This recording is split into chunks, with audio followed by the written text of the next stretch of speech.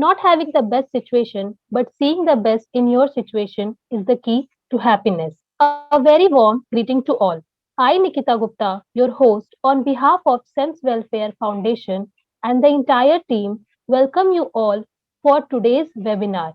All the participants are wholeheartedly welcome to our program. We hope you all will enjoy the session. And now, taking you through to my organization, let you introduce that SEMS Welfare Foundation is a not for profit entity established to work in the area of education, social welfare, women empowerment, skill development, and entrepreneurship, livelihood, generation, and employability, health, research, culture, international cooperation, sports, environment protection, or any other similar sector. It's a matter of great honor that we have among us Colonel Sanjeev Sirohi. I wholeheartedly welcome you, sir. We are honored to have you here as our guiding light for the topic cultivating confidence. Confidence is the energy you bring to any situation and the deeply held belief that you are enough and you are worthy. Of course, both of these ideals aren't. I always easy to latch onto, so it a very easy for all of us to lose our sense of confidence over time. Just like with so many other things in life, I believe that confidence is a practice and sometime that we can cultivate and strengthen if we desire. I don't think that there are people who are born with it and without it, but rather like ones who make a concentrate effort to immense it is their being and belief. And now I would like to tell something about Colonel Sanjeev Sirohi. He is an economics graduate from Delhi University, joined Indian Military Academy in 1975, served for 35 years and retired as a colonel in 2009. In last 11 years, he has interacted with more than 2000 students and helped them in craving their success path by developing their soft skills and employability skills. In last couple of years, Colonel Sanjeev Sirohi has partnered with prestigious CBS schools in NCR to speak with adolescents promoting life skills and helping them in identifying their identities and conducted teachers motivation and training workshops. Let's have the pleasure of listening to the esteemed speaker.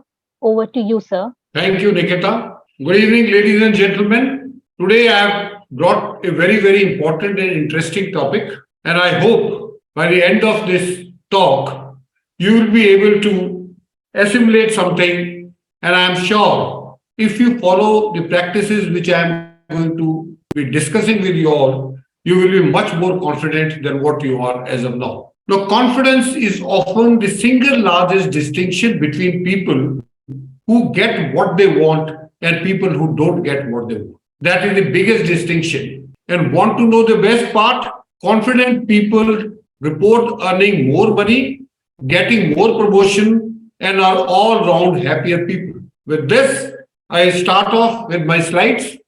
The scope of this talk will be, firstly, we'll be discussing what is confidence very briefly, then different types of confidence. Till few years back, I was aware of only one type of confidence, but after going through a lot of books and other things, I have been able to find out that there is another type of confidence which we can cultivate. The third is why cultivated confidence is important. We will also discuss when confidence goes pear-shaped. That means when confidence fails us. Then we will discuss how confidence helps in achieving success, because each one of us has one primary aim, irrespective of the sphere we are working in, whether we are student, whether we are working, whether we are businessman, anything we are doing, we all want to become a successful person. Now, the success for everyone may be different, but the aim is same, that we want to achieve what we plan to achieve.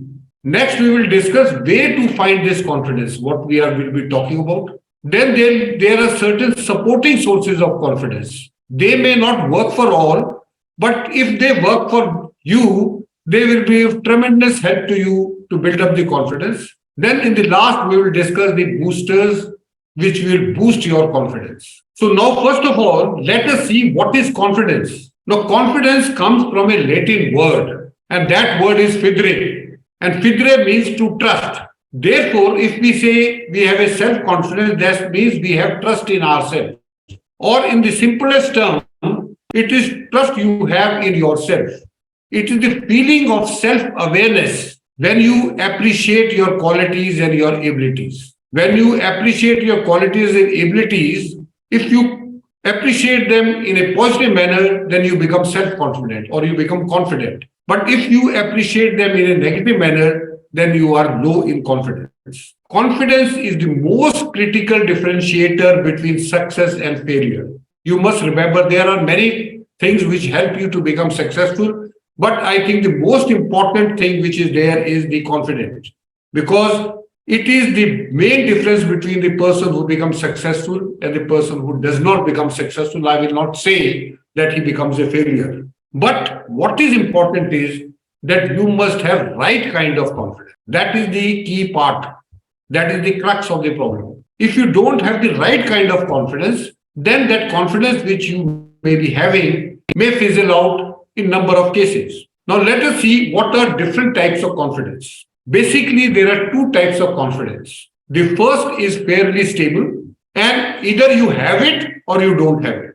That's why it is called the natural confidence, or some people call it as a traditional confidence. Now, when we talk about natural confidence and traditional confidence, we imagine this confidence as a sense of a bullish. We think that it is a state of mental toughness, which you will find in most of the commandos, you will find in most of the CEOs, or all those who are the gold medalists, because for them, they are ready to smash anything that gets in their way. So those are the people who have natural confidence. But from this perspective, this confidence is muscly and aggressive. But the main problem with this type of confidence is that it can tip over into a sense of arrogant overconfidence. I'll repeat, this confidence, which we feel that it is muscly and aggressive, but sometimes it can tip over into a arrogant overconfidence, which leads to missing things that we should have checked and being unsure that all our bases are secured. Even we have national confidence, we can still find ourselves knocked back by a run of poor results or time when we feel that we are battling against so many things which have been thrown to us. So this confidence goes down. The second type of confidence, which we'll be discussing in detail, can be developed and nurtured by anyone. This is not a natural. It has to be nurtured and cultivated by anyone, including an introvert who does not come out to meet people. It can be developed by a person with low emotional stability and also person of natural confidence who has lost his confidence because of some reasons. So it is for everyone. It is not that you are born with or you are not born with. When we learn how to grow and maintain this type of confidence, we will have a secret weapon. And that secret weapon will lead you to success. And this confidence is known as cultivated confidence. So we have discussed two types of confidence. One is the natural confidence, which we have or we don't have. And second is the cultivated confidence, which can be developed and can be nurtured. Now, traditional or natural confidence, by simply explaining with the help of example, is I can do anything. Now, there you must have come across people who always are there, who will never say I can't do it. They always say I can do anything. Then we have people who have cultivated confidence, and they say that I have prepared brilliantly, practiced extensively, and so whatever happens, happens. That means they don't say that they can do anything. They say that they have prepared brilliantly, practiced extensively, and so whatever happens, let it happen. Another example, let me tell you, these type of people, they say, I may not have huge confidence that I can achieve something, but I have absolute 100% confidence that I can give it my very best shot. So see the difference. People with natural confidence will say, I can do anything. Cultivated confidence will say that we have prepared it well, and I am very confident that I will give 100% whatever I have with me in achieving whatever I have to achieve. So this is the basic difference between the natural confidence and the cultivated confidence. But you must remember, it is the preparation behind building confidence that sustains our success rather than confidence itself. It is when we start preparing, when we start cultivating this confidence, that guarantees our success. We want to develop cultivated confidence. And what is that? It is that knowledge you have done all you can, that you have listened and learned, and you have put in the work and left no stone unturned. So that is what the cultivated confidence is. Now let's see why cultivated confidence is important. You know that something unexpected might happen and you might not achieve your goal, but you can feel secure in knowing that you truly tried. In cultivated confidence, you don't fear failure. There is no fear of failure because you are not working for failure, you are working for success. You can happily apologize if something hasn't gone to plan, or you might take risk knowing that even if it doesn't work, it was worth trying. That is very, very important. It is the trying which is important. A confident person will be prepared to ask challenging questions without worrying what others will take, whether others will take offense to it or not. They are not afraid to ask challenging questions. And lastly, they will also be better able to accept criticism because hearing it won't make them feel attacked. Consequently, what they will do is they can take comments on board and improve their performance. So these are the four basic reasons. Firstly, to feel secure. Number, you don't feel failure. Number three, you can ask the challenging question. And number four, you can accept criticism. And by accepting criticism, you can improve upon yourself. That's why the cultivated confidence is very, very important. Studies have found that we perform at our worst when our confidence is low and our motivation is high. When we are motivation is high because of many factors, it could be because we have a group, we have a sense of belonging, we have mastered something, we have autonomy to do something, and we have purpose in life. All these things are there to increase or to raise our motivation. But the problem is that if we have high level of motivation but low level of confidence, we will not be able to achieve anything because that will be wasted, and we do not believe that we can achieve the things we are motivated to do. Now, another thing which I want you to understand is that this confidence goes pear-shaped. That means it can fail. Getting exactly the right kind of confidence is a very tricky thing. Too much and we become arrogant, and too little we show timidity and hold ourselves back. That is the biggest problem with the natural confidence. That either we become arrogant because of the overconfidence, or with low confidence we become timid and hold ourselves back and don't pursue our purpose, our aim, our goal, or our passion. Overconfidence can stunt our growth. It can stop our growth by making us complacent so that we stop trying. Instead of putting in place a meticulously planned routine, we just wing it.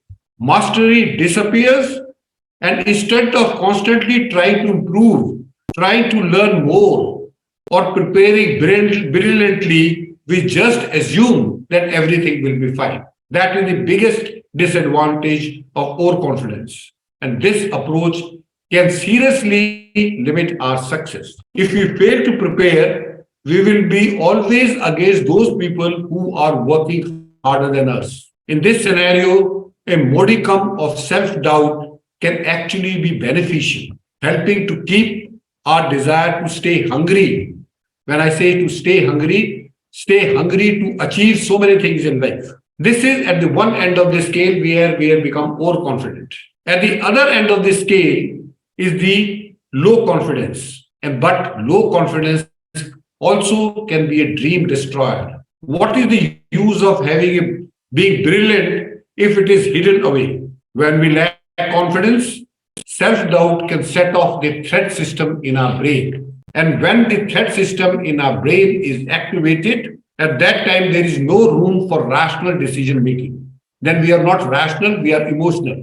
Everything becomes emotional, and the mental bandwidth which we should be using for the mastery and the preparation is unnecessarily used in fighting anxiety, nerves, and negative thoughts. As a result, we end up performing well below our ability. So you are understanding that the confidence is very, very important. Even when we are very brilliant, when we are very intelligent, we have put in a lot of hard work.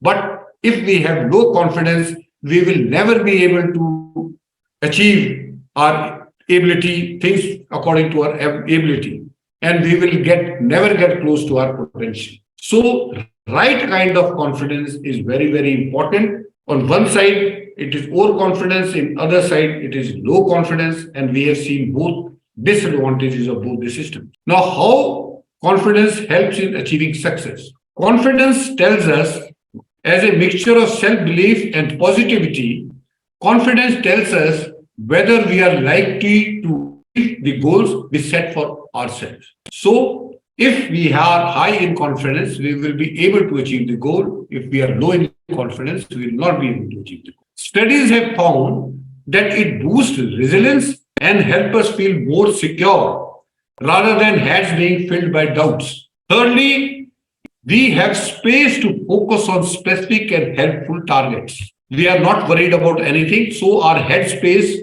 is available to focus on specific and helpful targets. When we are confident, we make more positive choices, we set higher goals, and we tackle the big challenges instead of avoiding them. Very, very important. We are more persistent and are able to keep on going on our project until we know whether it is viable or not. If we are low in confidence, we will give up on the first chance when it gets tough. We are then lastly, when we arrive at the challenge we have set ourselves, we feel calm and under no pressure, excited to put ourselves to the test. Some nerves might be there, but the headspace that confidence gives us means that we are able to think about what we need to do to be successful, which is much more positive than a default.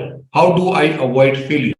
So, what I want to bring out here is that if you are confident, you are looking for success. But if you are low in confidence, you are avoiding failures. And that is the default setting in our brain. Being focused on something well rather than on simply not failing is not just an semantics. It has a huge psychological impact. When we are confident and able to focus on doing well, we use different and more effective strategies. Now, I'll give you an example. In business, it means the difference between expanding or simply fighting to stave off the takeover. If we are confident, then we will be planning to expand our business. But if we are not confident, we will be fighting to stave off takeover by some other company. Another example, in football, it means shooting to score rather than playing defensively. So that is the difference when we have confidence. And as we have seen, confidence has huge impact not only on our performance, but also on our enjoyment of getting to the point of performance. So the confidence is not only when we are performing, it is the enjoyment which we get till we reach the time when we have to perform. It makes everything feel easier and less stressful. However, some sources of confidence can be fleeting. For example, sometimes we feel very confident. Winning a business contact will feel fabulous on that day. But if our doubt on our skills and experience come to our mind and we doubt our capability to carry out that deal which has been given, contact which has been given to us, the confidence will be pretty fragile. Another example, if you win a tournament, but you put your success down to better athletes not coming up for that tournament. So that doubt which earlier you were very confident will brings you down and it will be quickly undermines your confidence. So important thing is that this confidence should always be stable. It should not be fragile. It should not go away. Now, to earn long term and robust confidence, we need to cultivate it and nurture it. That is why today I have taken this topic of cultivating confidence. Because the confidence which you cultivate will always be with you. It will not be a fragile, it will not let you down. So, if we have to cultivate this confidence, we have to be proactive in which we built it. We can then be sure that it is not a fragile. Now, the question comes, where do we find this confidence I am talking about? That confidence which is stable, which will stay with us for the long time, which will not let us down at the right moment, and which will not be fragile. There is no map or algorithm to locate its sources because it is different for everyone. Helpfully, there are multi ways we can gather cultivated confidence for ourselves. And when we learn the methods to find it ourselves, we will have strong resource every time we need a boost. So if we are finding this confidence ourselves, we will have a very strong resource that will boost our confidence whenever we need it. Some sources will be stronger and more effective, and some will be fragile. Other might still work really well, but we will be fragile, it will be risky. The two sources we should start with are the ones that we can cultivate the most and give us robust and long term confidence, that is mastery and preparation. These are the two things which are very, very important to cultivate confidence of what I am talking about. First is the mastery. You have to be master in whatever you're doing. And second is the preparation. These aspects will remind us that we have reasons to be confident, offering physical and psychological evidence that we are able to do whatever we need to do. Why physical and psychological? That we will see later on. Studies in both these areas show that working on them make us more resilient, focused, and adept at keeping distractions or setbacks in correct perspective. So this is where we'll find this confidence. So now let us discuss the first one, that is the mastery. Mastery helps us achieve our goal by giving us the skill we need. But even when we have mastery, we can suffer from imposter syndrome. Now, what is imposter syndrome? Imposter syndrome is when other people believe that we are more capable than what we believe. That is known as imposter syndrome, and it can be very, very harmful. So, it is not enough to have high level of competency in specific skills. We also have to have experience in using those skills. So when we have experience in using those skills, then only we can avoid this imposter syndrome. At first time we do anything, it can be very scary and stressful because we are outside our comfort zone. Collecting first time experiences add to our mastery that we incorporate into our repertoire. Each time we repeat that once new activity, it becomes more mundane and less scary, allowing us to focus on what is important and what is worrying. So this we must understand that if we keep on repeating the same activity, which was once a new activity, it will, although it will become mundane, but it will become less scary. And as a result of that, we will be able to focus on what is important and not on what we will be worried about. As well as collecting experiences, we also need to collect evidence. That is very, very important. That's why I put it in the red. We have to collect evidence also when we are collecting experiences to use our mastery to give ourselves confidence. Now, evidence we will be discussing. We should flag such achievements. That is very important because success breeds confidence and confidence breeds success. And in this way, we can establish a positive circle. And last is the real benefit of this that mastery gives us is that once we have it for a period of time. So if we master what we are doing, then that mastery will give us confidence. But in addition to that mastery, so that we don't get involved in the imposter syndrome, we must collect, we must have experiences, we must repeat those things again and again. In addition to experiences, we must collect evidences also. And we should flag such achievements. And I have told you the real benefit is that it will be for a long period of time. Next, we come to the second one, that is the preparation. The more planning, research, and practice we put into our preparation, the more confidence we have when we step into a limelight. You must have seen that if, like I'll tell you my example, if I have to deliver a talk, I have to plan my talk, I have to practice it again and again, so that when I am giving a talk, I have got all the confidence with me. Because if I have confidence, I will be able to carry on even if I miss out on few things. Second is, good way to prime flawless preparation is to get to know your environment. That is very, very important. That's why most of the people, before they go for the final round, they try to go into that environment which will be equivalent to the final round environment.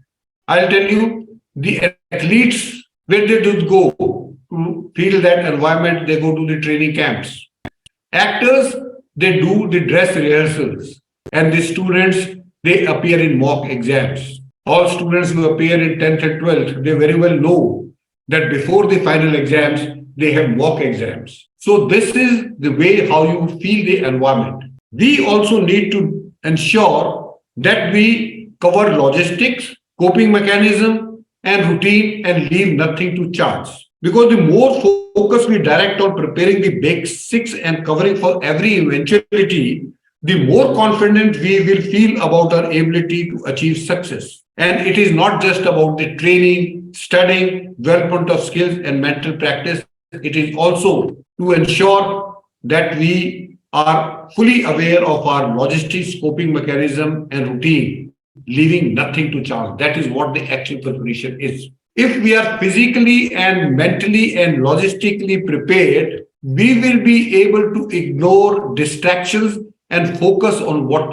matters most. That is our performance. The real joy of this type of confidence is that if we have done everything possible and covered every base, we will have no reasons to beat ourselves if something goes wrong. That is very, very important. If we have prepared ourselves well, that's what I gave you the example also when we were talking about cultivating confidence, that if we know that we have prepared well, we have left no stone unturned to prepare ourselves, then if by chance anything goes wrong, we will not feel very bad about it. We can still be proud of what we achieved on the way to finish line. If we have not come first, but we will enjoy and we will know what we have achieved on the way to the finish line. These were the two main factors or main resources from where we can get the cultivated confidence. Now we will discuss the supporting sources of confidence. They may not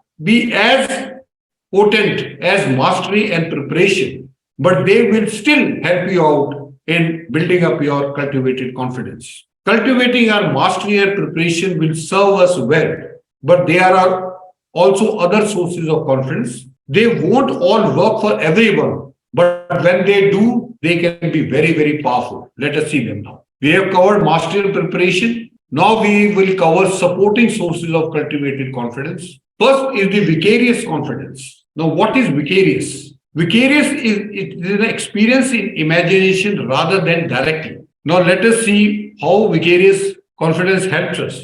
It is the idea that watching other people who are a little bit similar to us can give us the belief that we can achieve the same as them. So, if you see anyone who is more or less same like you, and he has achieved something in life, then it will give you belief that you can achieve the same thing in life.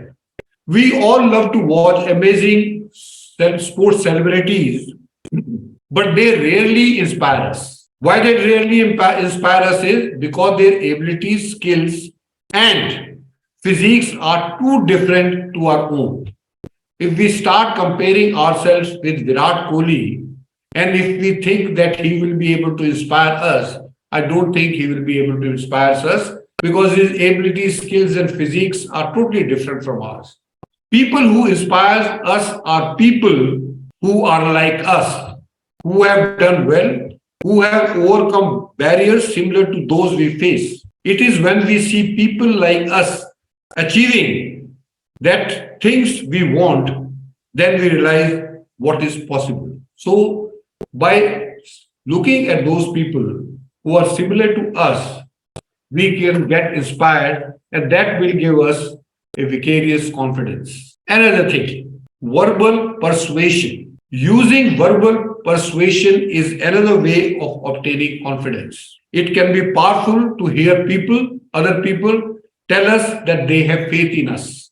Now, I'll give you a small example. A study was carried out, and school teachers, researchers of the schools told the school teachers that these students, they have this special gift and they are better than us, but they were not actually better than us. So the teachers gave them more support and encouragement during the course of the studies. By the end of the school year, these students who were given special support and encouragement were much ahead of their peers because of the so-called gifted label. So what I want to bring out is that if there are people whom we trust and they trust in us and in our capabilities, then automatically our confidence level will go up. Other people believing in you can really help you in believing in yourself. You are most likely to be persuaded by people you trust and respect, but there is a problem in this type of confidence. With such confidence is that there is always a risk that these people may leave you, or you may move on. So this is the biggest disadvantage in this verbal persuasion is the person you are respecting and you have faith, and who has faith in you, and he knows that you are a gifted or you are a very, very good person and you are a very hardworking person, you have abilities, you have capabilities. But when these people leave you, that is the time this confidence may come down, or you move away from these people. So that is the biggest disadvantage of this this verbal persuasion. Now we come to the third thing, which is the social support. It isn't just leaders who provide confidence. Social support we get from our peers can also provide an effective confidence boost. Whether it is our family, friends, colleagues, or teammates, being aware of confidence they have in us can influence our own psyche. And knowing that they have confidence in us will boost up our confidence. This can be used as a tactic. We go all out to find the cheerleaders in life and align with them. The risk with this type of confidence is that sometimes we might unintentionally translate someone else's confidence in us into a sense of pressure or expectation. This is very, very important thing which you must understand. Sometimes what happens is that we translate the expectation of the others who have in us into pressure or expectation. Researchers have found that when we expect to do well, having developed mastery and self-belief, we are likely to perform well. But if we have not yet built up our confidence and know that other people are expecting us to do well, we can be actually pulled down. You must understand this. This fear of failure and the anticipated loss of face that would come with not living up to the expectations of others create a pressure that prevents us from functioning effectively. So it is essential that we build our own strong foundation. First, to protect ourselves from the expectations of others. This is very, very important. So before other people they start expecting something very, very great from us, we must build up that confidence. Because if we have not that confidence and other people are expecting too much for us, then it will become a pressure and it may pull us down. We have to have, sorry, we have to have enough robust confidence of our own. And any further confidence that we cultivate will then help rather than hinder. So that is important point. Now I come to the third thing, which is going to support us in our confidence, is the faking. Cultivating good quality and robust confidence takes a while. It is not that you start today and tomorrow you will be a very, very confident person. It is not. It takes time. But as a quick fix, what do you do? While we wait the first shoots of confidence to appear, we can utilize that fake it till you make it phrase by learning to act confident when need to, even if we aren't. So that means you fake it till you make it. It can help to think about faking confidence as a placebo. Now I'll give you three things which come from the confidence, from this faking confidence. First is our physical appearance. Very, very important. We can manipulate ourselves through the way we physically present. If we feel good about our body and what we are wearing, we will feel better ready. We will feel at the top of confidence. If you want to use how you look to maximize your confidence, wear red color. I'm telling you, if the day you feel that you are low in confidence, wear anything red because red color is powerful, it is dominant, and it is physical. It has been established that when athletes or boxers wear red color uniforms, they invariably win. So what you are wearing has impact on your psychology as well as on your performance level. So if you intentionally wear good clothing and you feel good about yourself, I can assure you, you will have much more confidence than you have on other days. The second thing which you can do in faking is to use your body language. It is another way to tell others and ourselves how strong we are. Using body language in this way has been found to increase our risk tolerance, our testosterone levels, and our feeling of power. It can also decrease our stress hormone, that is the cortisol. We can use power posing. So the body language also plays very important role in supporting your confidence. And third is superstitions. Although it may look slightly that I am joking or something, but let me tell you with examples. Another way to develop this fake confidence is through use of superstition. Tennis legend Serena Williams apparently ties her shoelace in a specific pattern and bounces the ball 5 times before her first serve. You may notice that. You can take out the old videos. You see how she served the first serve. She bounces the ball 5 times. And when she is serving second time, she bounces the ball twice. Famous footballer Cristiano Ronaldo always steps into a football field with his right foot. Superstitions like this gives us security, help us feel secure, and also make us confident. So these were the some of the supporting factors which will help you to cultivate, to nurture, and develop your confidence. Now we come to the another aspects of confidence, that is how do you boost your confidence. So we have done about the this thing supporting. Now will come how to boost our confidence. We have developed our confidence, we are nurturing it, but we have to boost it for some special occasion. So first thing in boosting is setting clear goals. As we have seen with superstitions, our reasons of feeling confident aren't always rational. Confidence is closely linked to our emotions and threat systems of our brain. What does it mean?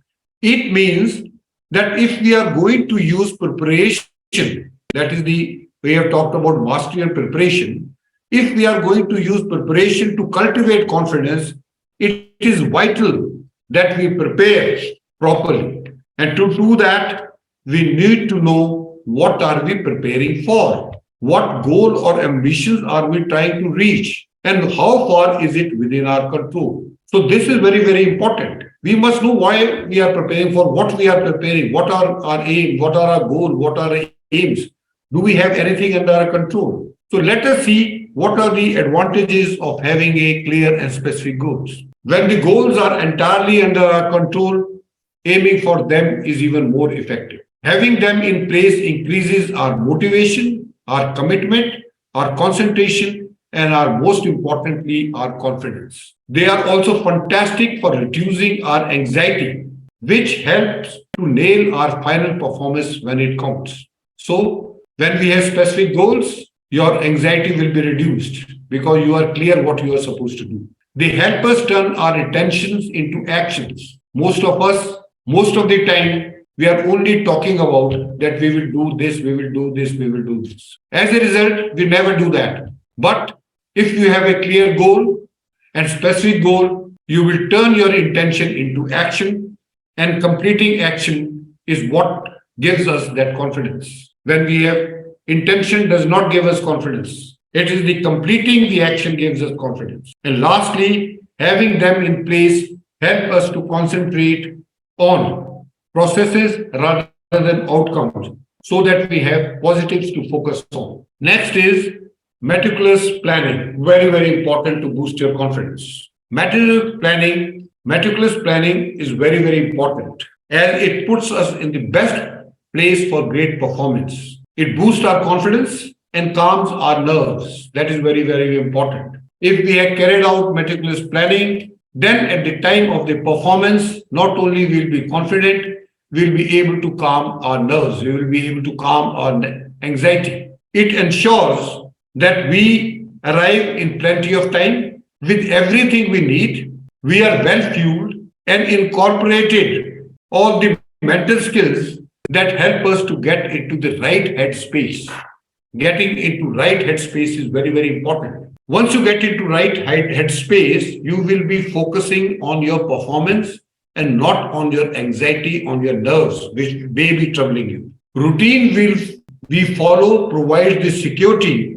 They keep our head busy, keeping on task relevant thoughts and action so that we have no time to be anxious. It also helps us to reach the right level of activation, meaning that the task at hand is a challenge rather than a threat. The third point, which comes in boosting confidence, is keep a score of your success and strength. To feel confident, we need some evidence that we can do the things ahead of us. Whenever we are going for something very, very important to perform, if we have evidence of all other past performances, we will be boosting our confidence. Keeping evidence is a good way to do this, as our brain has an inbuilt negativity bias. We need to be proactive about this. These biases keep us safe and remind us to stay out of harm's way. But the side effect is that it downplays the positive, leaving us lack of confidence. Our brain has got inbuilt negativity bias. Whenever we have something important to perform or something important to conduct, there is something in our brain which keeps on telling us that there may be something wrong, something may happen, something may happen. But if we have evidences with us, then it downplays the this negative bias and upplays the positive thing. Regular reminders or efforts and achievements counter this negativity. This technique has many different names, but you can call it as a confidence jar or a file of fabulousness. What I do is to keep the evidences is that I have made my performance or my achievement journal. Whenever I perform something and whenever I achieve something, I write down in my journal. And before any major event, I'll go through that journal. As a result of that, the past achievement, the past experiences, and the evidences, they boost my confidence. So you can also do, or you can take a jar, and whatever you do in life and whatever you achieve in life, write on piece of paper and put it in the jar. And keep on building up. And as you keep on progressing in your life, and the day you feel that you are low in confidence, go through those slips and you will see that your confidence will go up because you will realize that you have already achieved so many things. Next is use of mental imagery. Now, this is very, very important. Most of the top performance they are doing this. Now, what is mental imagery? Mental imagery has a strong scientific evidence. When we hadn't had an opportunity to build up evidence of our skills or success, we can develop them through mental imagery. The foundation of this lies in which our brain is able to bypass movement and physical activity while being able to stimulate sensations, actions, and experiences. What happens is that if we mentally imagine anything, for example, I'll tell you, if you are playing a basketball and you sit quietly in a corner and you start imagining that you are putting that ball in the basket and keep on doing it number of times. Now, whatever you are doing, it is bypassing movements and physical activities are being bypassed in our brain. And what is stimulated is sensation, actions, and experiences. So, what happens is instead of going on the basketball court while sitting at home only, you have mentally imagined that you are playing well. And next day, when you go and play, I can assure you, you will play very well. There is a very good story.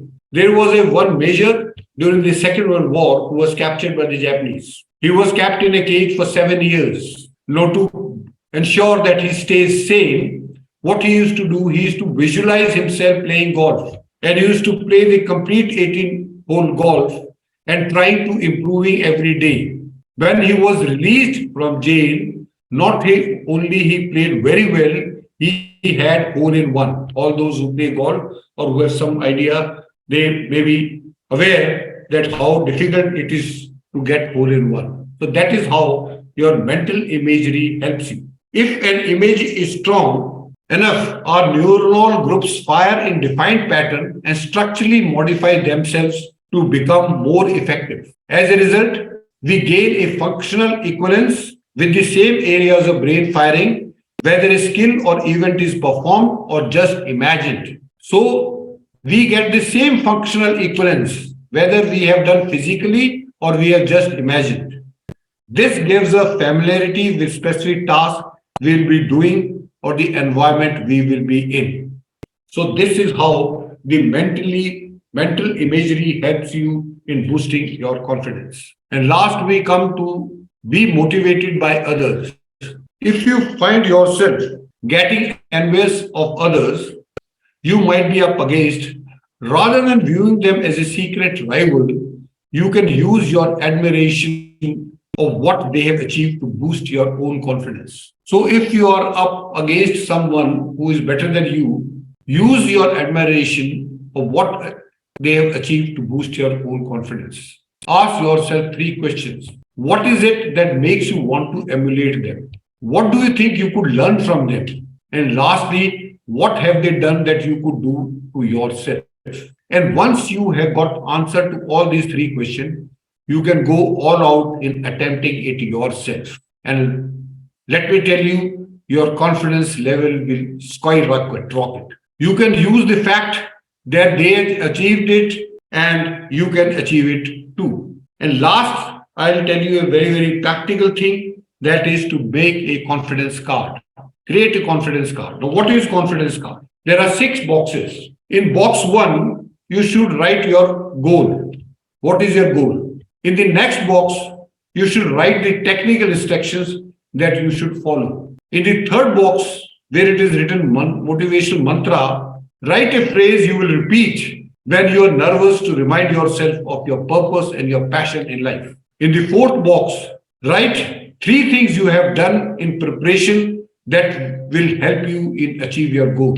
In the fifth box, write 3 strengths that will help you to perform well, that will give you an advantage. And finally, you complete this sentence. I perform at my best when, whatever you write, this will help you in your ideal environment and how to create them. So you can make this whenever you have to go for an event, make a confidence box, take it in your wallet, and whenever you feel low in confidence, you can always go through that, and I can assure you, your confidence will get boosted. Here I have finished. If there are any questions, I will take on those questions.